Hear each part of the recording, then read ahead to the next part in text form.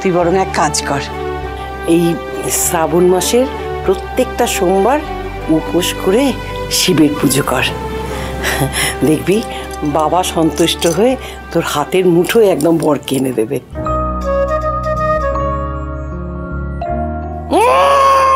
আমি ঠিক জানি একটু এদিক ওদিক করবো, গেছে ও হা করে ওদিকে তাকিয়েছিলি।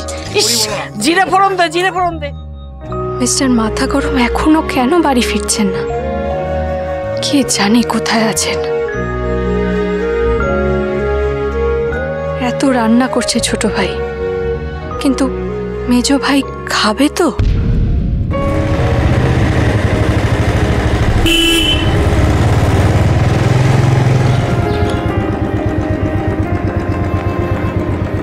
নিন, সাবধানে নামুন। এসে গেছে? এই যে, হ্যাঁ। তুমি কি বাইকটা রেখে তারপর আসছো? না, আমি এখন আসবো না, আমার একটু দেরি হবে, আপনি যান।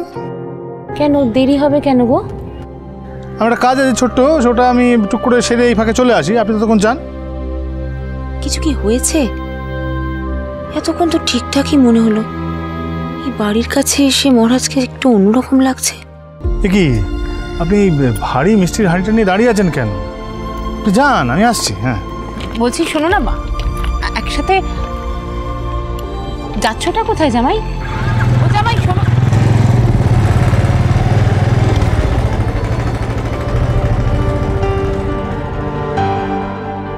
ব্যাপারটা স্বাভাবিক বলে তো মনে হচ্ছে না।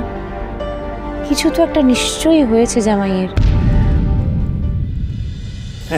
আরে কি করছো কি বাবা? আরে বেগুনগুলোকে ওইভাবে নাড়াচাড়া করলে তো ভাজা হবে না। এই শোন, যেটা জানিস না সেটা নিয়ে কথা বলবি, তাই? ঠিক আছে? একটা পিঠ হলে তারপর তো উল্টাবে। একটা ভিডিও। বাবা দিন না, আমাকে দিন, আমি আরে না না, আরে এইরকম ভাবে রান্না করা আমার পদ্ধতি, এটা আমার স্টাইল। এমন ভাবে ভাজবো না বেগুনগুলো কিরকম মুচমুচে হয়ে যায়, দেখবে। বেগুন ভাজা মুচমুচে? বাবা এটা বেগুনি হলে না মানতাম, বেগুন ভাজা আমার মুচমুচে কেন হবে? অনেকক্ষণ থেকে বেগুন বেগুন শুনছে। দেখো তো কি করছে। এটা কি করেছিস? হ্যাঁ, তেল চুপচুপে। হ্যাঁ তো কি, এই বেগুন আমাদের পেটে গেলে হয়। আরে তুই বেগুনের পেছনে পড়লি কেন রে?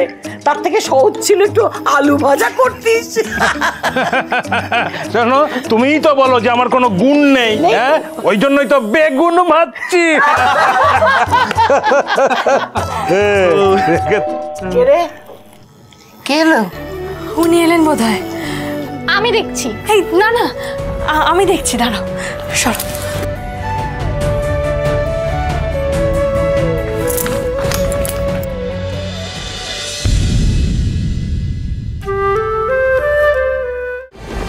উড়ান সোম থেকে রবি প্রতিদিন রাত ৮টায় স্টার জলসায় ও ডিজনি প্লাস হটস্টারে।